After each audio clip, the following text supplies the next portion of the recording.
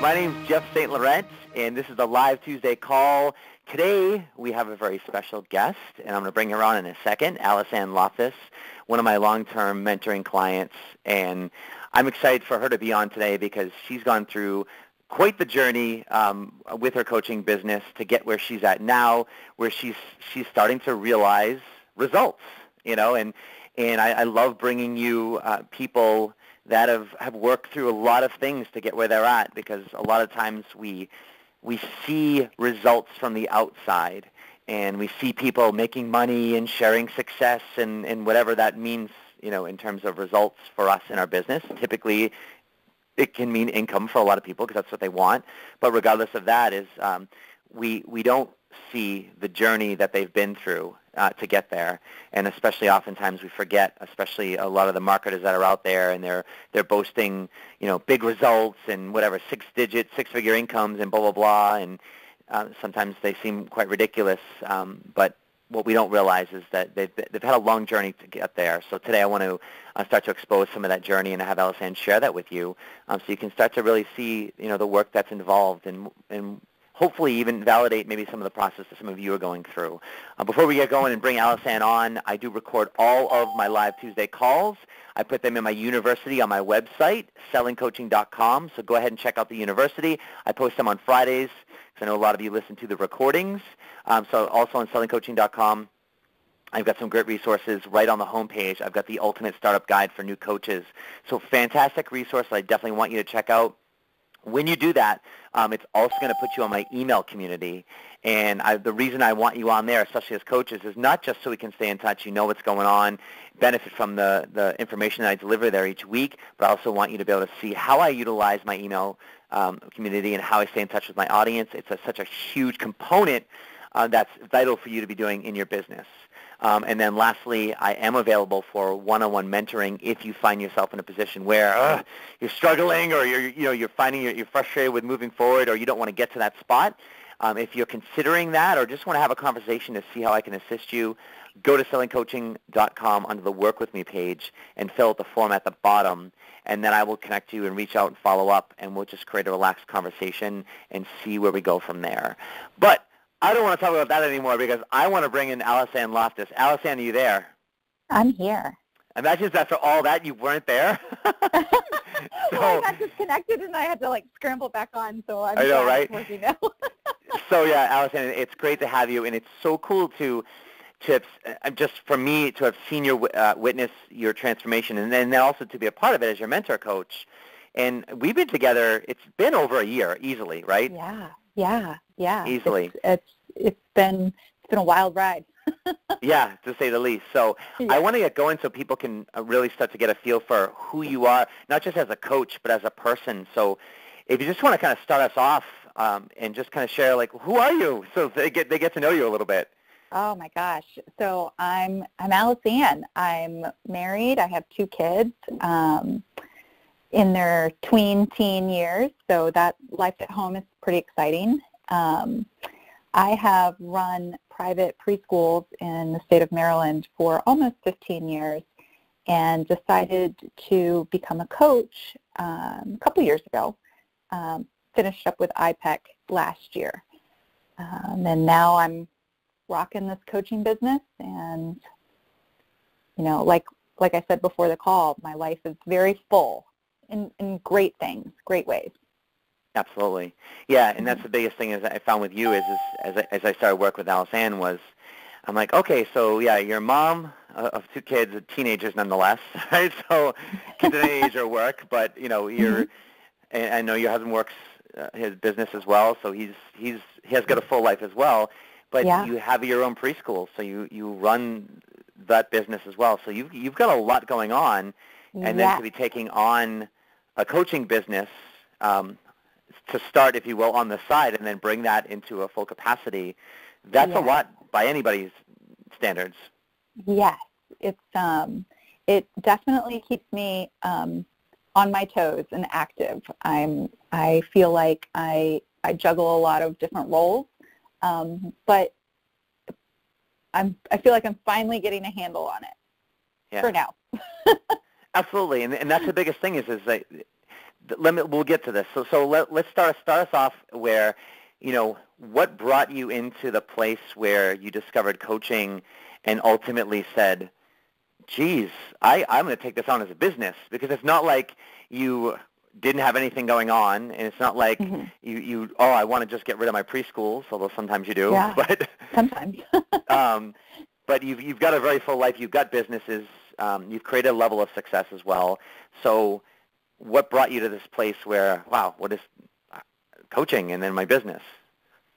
Well, as you know, I'm very passionate about working with children. And through my years of owning a preschool, I could only reach the children that actually attended my preschools.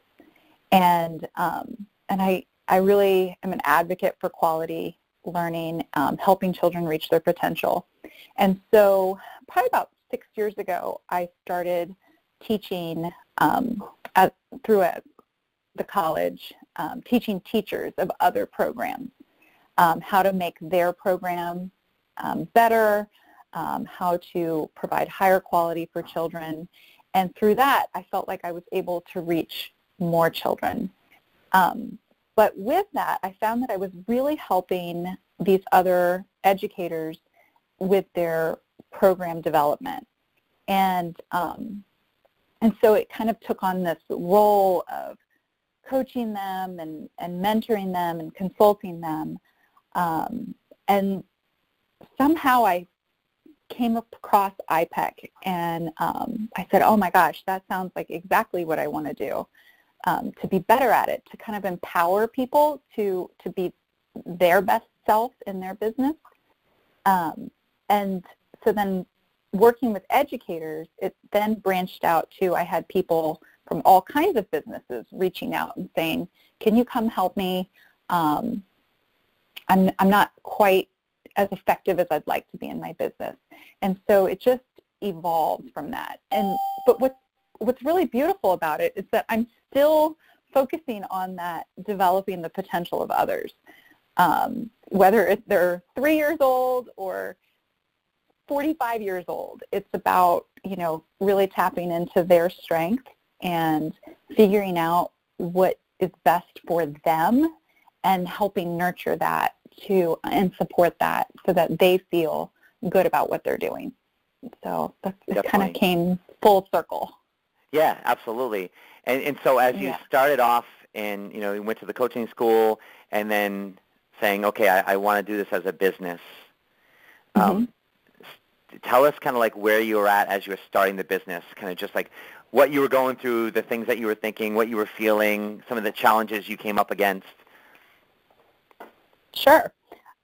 So right out of IPEC, I got a pretty large contract from a private school here in Maryland, and that was as like I was still in coaching school. I wasn't even a certified coach yet, and so immediately I jumped into that, and it was a whirlwind. I was truly learning as I was going, and I look back at it now, and I almost have to laugh because I really did not have a clue what I was doing. And but I think that first experience gave me a false start in thinking how easy it was going to be to get clients, because after that initial contract ended with a school, I didn't really know how to put myself out there to get new clients. So from that time to, that was 2016, 17, what year is this? I think that was 2016, yeah, 2016.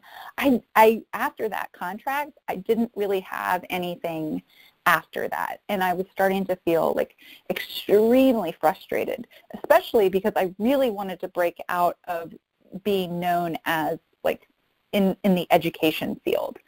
I wanted to really reach out and expand my niche, and so I was feeling definitely down after that initial contract that came in and then not really sure what I was doing after that. And that's, I mean, you saw me go through all that.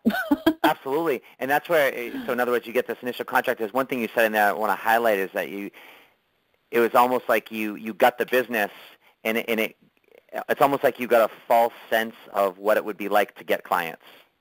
Yes, absolutely. Absolutely. It was, I thought, oh, wow, you know, this is great. I didn't even have to market myself. And that was not true at all. That just happened to be kind of a very unique situation, but it didn't really prepare me for the work that the marketing and getting myself out there would truly take. Yeah. Let's start to talk about the work that you began to do, like especially as we started working together. Like, what did you start to understand and learn? Well, I learned that a lot of people are interested in it. You get a lot of questions. What is coaching? What do you do? How do you do it? And you can have a ton of conversations about it, but they're not necessarily going to sign up with you. So while there might be a lot of interest in it, I didn't really know where to take that. You know, I set up Facebook groups, and I would talk to my friends about it, and everywhere I was going, I was telling people about it, but I was starting to develop this, like, limiting belief that nobody was going to pay me for it. You know, my friends were always asking me questions, and I felt like, you know, I was doing a lot of quote-unquote coaching, but no one was really ready to pay for it. And so I started to believe that I was offering a service that no one would buy. Okay. Well, now being able to look back on it, what is it that you were doing that was leading you to no one buying or helping you develop, if you will? What were you doing that was helping you develop the belief, the limiting belief that no one would pay for it? I think just talking about it, but not really giving anything tangible. I guess there was no hook to it. There was no, nothing that brought them back. You know, it was nice to hear about it. They thought it was fascinating. They thought it was great. But I had nothing that would bring them back to continue conversation with me. And, you know, and I even had friends that told me that it was like a luxury service and that nobody really would pay for that because they could just get that from talking to a friend. So I in a way, I was in my own way, but I was also letting others kind of cast doubt on it as well. Mm-hmm. And so I started to question my own value in it. And then I was afraid to try and sell it, that if an opportunity came along where I had a chance to get somebody, I didn't really know my value in that or believe my value. Yes. And so it was stopping me from really approaching that sale. And I remember sessions we had on the phone and via Zoom, the video and stuff like that, where you were there, you were just so stuck in that limited perspective, right? Mm-hmm. How did you begin to get past that? Because you got past it. We'll get to now, but how did you begin to get past it? Really just talking through through the group, surrounding myself with other coaches, asking, curious, looking to those that I admired and how they were doing it, but really asking a lot of questions. I think I remember I calling you and being like, Jeff, what am I doing wrong? Because I'm having amazing conversations, but what am I missing? So I guess the self-awareness of recognizing that it was myself getting in the way. not really, I mean, and you know this, I don't play victim mode at all. So I wasn't going to let myself sink into that as, oh, you know, nobody wants this. I couldn't stay there long. I definitely felt like I got to a point where I was ready to take action and figure it out, what I need to do. You always impressed me because no matter what you were going through, you always had a drive that you didn't back down. Yeah. And no matter what was going on, right? So whether it's personally, meaning like just in everyone's lives, right? We get stuff going on. We're in relationships. You're a mom. You're a business owner, right? So there's a lot pulling on you. And so there's the stresses of everyday life. So whether it was those things really, you know, getting to you or just the stresses and the fears associated with growing a new business, you always would, if I can say anything, you always showed up, always. Mm-hmm. And even if you were a wreck, you showed up, right? And I say that because I want people to know that you don't have to show up. I said that to one of my clients who called in earlier. It's like, you know what, you come in and you know what, we might make you cry, we might make you whatever, but it's like you show up, right? Yeah. And that's why you always showed up, and it didn't matter what state you were in, but you showed up and you never gave up. Yeah. I mean, there were definitely some ugly cries in there of just, you know, breaking it down and being vulnerable. So that's true. Yeah. And I also want to highlight that because maybe it sounds cliche or whatever you want to say. It sounds like, well, show up and, you know, whatever. But it's like let's just not underestimate the value of some fundamentals in anything for that matter. Yeah. You know. Well, and you know, early on, I was, you know, perfectionism is my gremlin or my saboteur, in that showing up and then showing up real are two totally different things. And I didn't really see movement until I let the vulnerability show through. Yeah. And I would love for you, if whatever you're willing to share about that piece, because that was such a big block for you to really be able to break through and be there for your people and to really get the business. So talk about that vulnerability and that alignment, if you will, with your true self versus maybe who you're presenting the world with. Yeah. Well, I think the vulnerability came from me in kind of moving my ego aside of, you know, my gremlin was, if I'm not perfect, then people won't see value in me. So I was spending all this time trying to show how somebody could achieve this perfect life.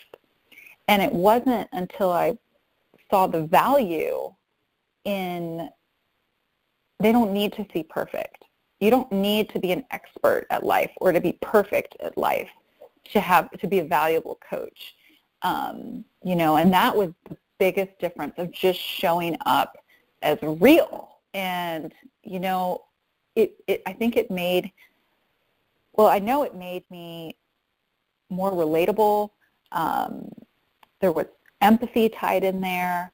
I was then real. And that allowed me to kind of stop playing that game also of pretending to have it figured out.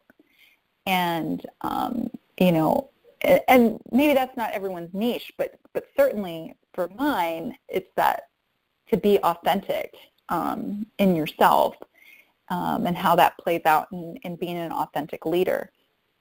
And, but it was just kind of getting over myself and saying, you know, I don't need to be perfect. I am who I am, and you can be who you are too, and that's okay. And once I started approaching it from that angle, I was truly able to connect with my niche and with my ideal clients, and to get a clearer picture as to how I wanted to coach and who I wanted to coach. Sometimes in order to really be able to be effective at the business end of coaching, right, there's our coaching business, And then there's the business of coaching, because it's not just about coaching. In fact, sometimes it's very little about coaching. It's about the business aspect of it. But in order to be able to be present to receive and get business and have people hire you, we've got to first do some of that work on ourselves, and maybe it's identifying, if you will, the limiting beliefs like you talked about, or becoming vulnerable with ourselves, because there's some things that we have in our own way that get there, and sometimes that work needs to get done. And you've released a lot of things. Oh God, tremendous things. I feel like I've moved mountains, and you know, I mean, you saw me. I was just running into those things like head on, getting the crap beat out of me, and realizing that I was doing it to myself. Yeah. And can you share maybe some specifics that you'd be willing to share, like just bullet pointing them, like some things that were happening in your business? Again, I know even some recent things that we talked about, and so you can decide what you want to share, but things that were affecting you, like saying, "Oh, Jeff, how do I change everything? Do I do something different?" Yeah. You know? Yeah. Well, I put a lot of value in being productive, and something that I learned from you was to kind of settle into the stillness. You know, sometimes focusing so hard on being productive in it, you're not allowing yourself to really sit in the moment and listen to yourself, your intuition, what's going on around you. And you really, really worked with me in being comfortable in the uncomfortable. Because as soon as things got uncomfortable for me, I was like, nope, can't do that. I'm going to go this way, and let me hide that again with perfection. You know that meltdown I had last week. Never mind. Let's just ignore that. That didn't happen. I'm totally put back together. And once I learned that I didn't have to do that it was okay to be uncomfortable and just kind of sit there a little bit. That's really where I feel like the magic happened, because I was able to say, okay, why is this uncomfortable? How do I really want to show up? What is it that I really want to do? And then once the discomfort set in, I could be intentional about moving forward and how I want to do it. So it became more of a response than a reaction. But when you just immediately kind of have that knee-jerk reaction to discomfort, that's exactly what it is. It's a reaction, and it's not intentional. So in a way, as frustrated as I was getting, even with you, when you would say, slow down, settle in the discomfort, let's just hold space. I'm on our calls, I'm like rolling my eyes, and I'm like, well, that's not getting me anywhere. That's not getting me anywhere. This isn't fun. This sucks. But then I did exactly that. I kind of took a break, and I said, I'm not going to focus on moving forward in anything. I'm just going to listen. I'm just going to hold space for this right now. And, I mean, it was like just being okay in that, giving myself permission to not have the answers and not be, sprinting, just kind of walking, looking around. It gave me clarity. Yes. And, yeah, a lot of clarity to the point where then once I had my clear vision, what was it? You got a call from me, and I'm like, let's do this. I'm ready. Yep. But I really had to sit in that discomfort for a little bit. There's one thing you said there, the response versus the reaction, and the reactive piece being that's non-conscious, it's non-thought, it just happens, versus when we respond, it's a conscious place. Yeah. And it's good to know. It's good to know you're rolling your eyes, because those are the things we miss as coaches when we do it on the phone, yeah. right? But it's true. But I could feel, when I say I could feel the energy of rolling the eyes, but I knew where we're going with this, and that's what we're saying here is it's just in entrepreneurship is very chaotic, and you almost will never have the answer. Yeah. And that's why even when I teach what we're teaching is that's why I'm not a believer in scripts, because what you've got to know is you've got to know the direction we're going in. But then as it unfolds, you've got to be present and calm within that chaos to be able to be present enough to respond, especially when it comes to, let's say, closing the sale, which we'll get to in a minute. Yeah. Go ahead. No, it was definitely, I remember having those calls and you would say, like, hold space for that. And I'm like, what does that mean? Like, hold space, like what? Mean? What does that mean? I'm a mover and a shaker. I don't have time to hold space. But I also saw how I wasn't showing up for my clients that way. For the few clients that I had, I was like, kind of, like let's get moving. Let's do something here. And that wasn't serving me well, or them well. More importantly, them. And but finding that clarity in there, it was like I was drowning in 2 feet of water, and all I had to do was stand up or stop flailing and just be intentional. So, yeah. Or just sit in it and play a little bit, so you can have some fun. Splash around, right, enjoy it.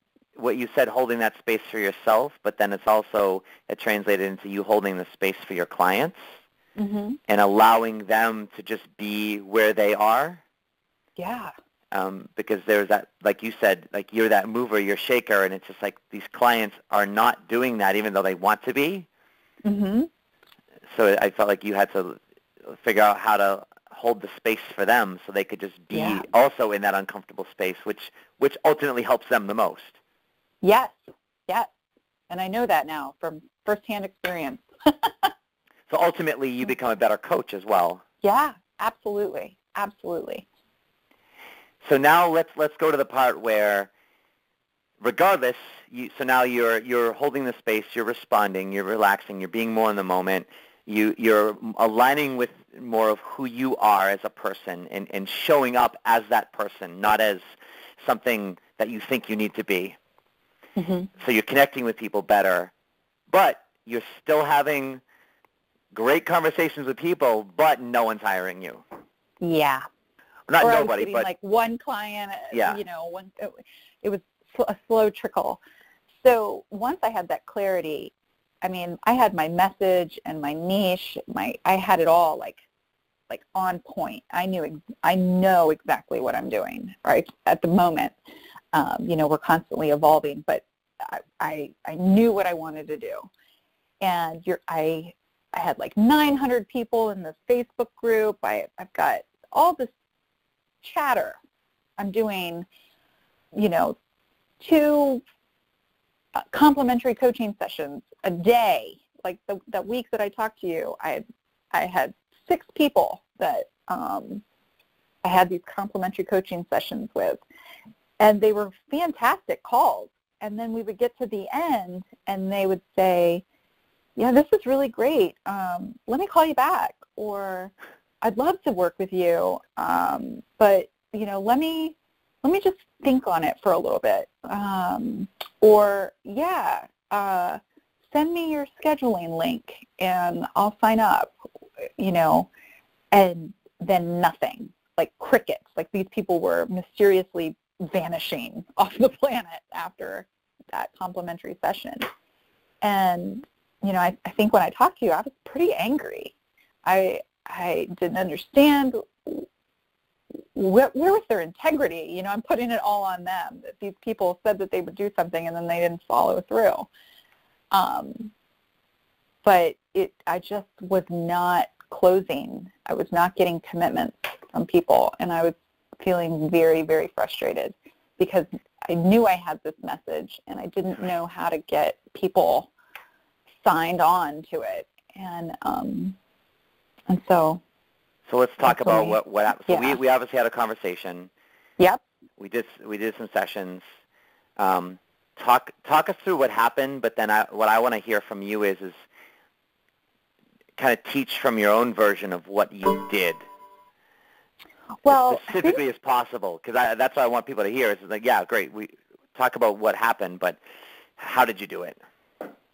Well, the one that really sticks out in my mind is the woman who I actually got angry about, and I posted it on Facebook on the Coaching Jungle, and I'm like, you know what? She's like jerking me around, and now she's saying that she didn't get this information from me.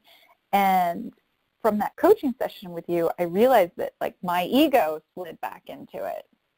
You know, that I felt defensive, and I'm like, you know what? That's not the kind of client I want to work with anyway. And so I wrote her and said, I don't think this is the right fit, and I was moving on.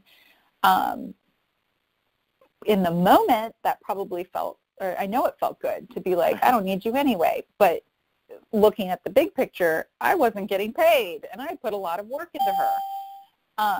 And so when you coached me through it, like, how do you want to show up, AliceAnne? You know, what's going to feel best to you? How can you approach this where you're really helping her and being your best self?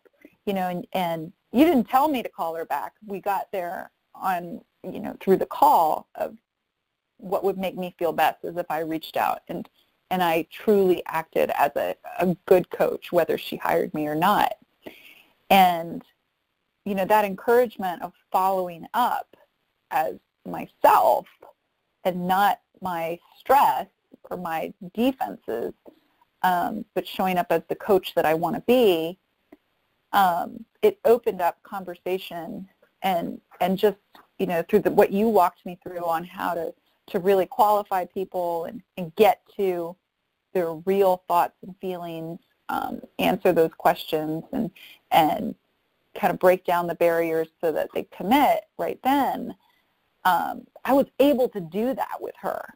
And, you know, she's one of my best clients now because I showed up as my best self, and I knew the value of my work, and I wasn't going to compromise my own value and integrity based on someone else's actions. And yeah, that was really, I think, the most powerful follow-up that I had after, you know, our session. Mm-hmm. But even just you kind of helping me figure out or definitely helping me get those questions that are focused on commitment, you know, asking them if they're considering hiring me. It just getting that question out there right away, then they already know. And I already know. If they say no, then I'll say, great, what can I tell you about coaching? And then, but I have no expectation of that. If they say yes, then I know that this is something that they're actually considering. It qualifies them for that complimentary coaching call rather than spending that hour on them, not even knowing if they're looking to hire a coach. So, you know, so after that call with you, I went back to those 6 calls that I had. I asked them some clarifying and qualifying questions. You know, are you considering hiring me as a coach? What questions do you have? You know, why is now the time to do this? It kind of put that in their mind. It did put that in their mind. They answered those questions. And the ones that did answer the questions that specific week, which was all of them, they all signed on. But it just, I had to get to the point in the conversation of actually asking them, are you ready to hire me as a coach? Mm-hmm. And, you know, kind of making that final commitment, yes or no. And if yes, let's do this. And removing any extra steps from them and just kind of immediately putting them on a track of moving forward.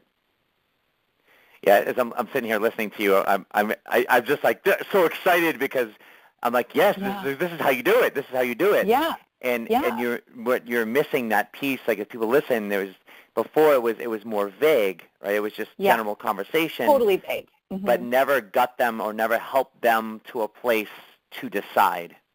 Yeah. Or set, as you said very well, set the expectation and understanding, do they qualify or not? I mean, are they considering hiring me or not?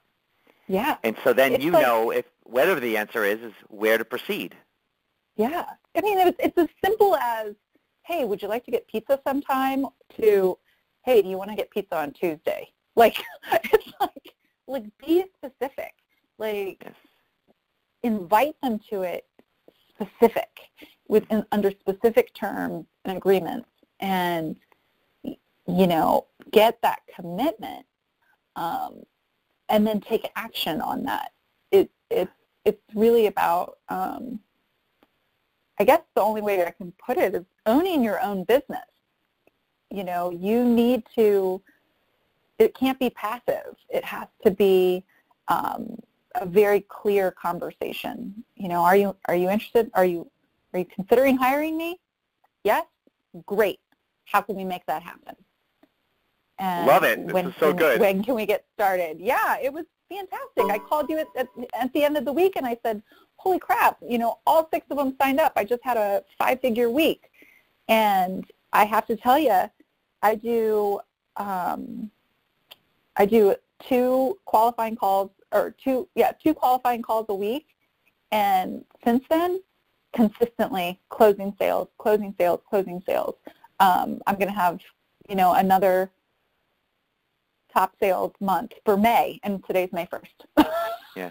That's so awesome. It's just, it's just now that I have the system and I know the conversation to have, before I even do that complimentary coaching session, I already know that this person wants to hire me. If this call goes well, they will be a new client. Yeah. And I know it's going to go well because I know how I show up. That's the feeling I want people to have going into that call is now you have a different type of confidence. Yes. Because you understand where this person is and what they're thinking, what they want. And as long as you just follow through with what you can do as a coach, then there's no reason why they shouldn't hire you at the end. Yeah. There's really no reason why they shouldn't hire you. Yes. And I can't say enough. Don't let the doubt of sales have any reflection on the value of your coaching, because you can learn the sales. I know that now. You learn the sales. You learn the conversation to have, to just know if they're even interested in it. But the confidence in your coaching, you will show up that way every single time if you just know and set your intentions of how you're going to show up and who you are. And, it feels great. It really feels great. And I truly feel like the people that are seeking me out and are interested in working with me, I know that I'm giving them my best self. And so there's no doubt in confidence there. Yeah. I'll say the last thing here is that I know through the groups that we started mentoring with together and then with one-on-one, I know you've heard me talk about those things before, like the sales conversation, if you will, and then closing and those things. But the interesting part is you've heard them before, but in the space you were in that we described before you did the work and the things that we had discussed today on the call, it probably sat in there somewhere, which is good. But you weren't ready to receive it. But I didn't know how it applied. I didn't know how it applied because I didn't, like I said, I had to go through that kind of holding the space to gain clarity first of who I am as a coach. And once I had that clarity, then I knew I needed the steps, and the support in the marketing and in the sales piece. Absolutely. No, it's exciting. Yeah. So AliceAnne, as we wrap up, before we open up the call to have people ask questions or share some takeaways, share with everyone your website and anything else that you have on there that might be helpful to them, or at least for them to check it out. Yeah. So I'm at leadinglady-coaching.com. I work with women leaders so that they're more effective in their leadership roles through authentic living. So my main focus is just developing self-leadership how to show up as your best self. And it doesn't really matter what the leadership role is, as long as you're showing up as your best, authentic self, it trickles into that role and really helps with effectiveness there. It's powerful stuff. I love it. I love helping women and helping them empower themselves, and I'm having a lot of fun. So people can join my private Facebook group. It's Leading Ladies with AliceAnne Loftus. And I'd love to see you in there. Just thanks so much, Jeff. It's been really an amazing journey, a lot of growth. So I really appreciate you and all your support. Absolutely, I appreciate you, and we're just getting started, baby, right? Yeah. We're writing a book now and a whole bunch of stuff. Yes.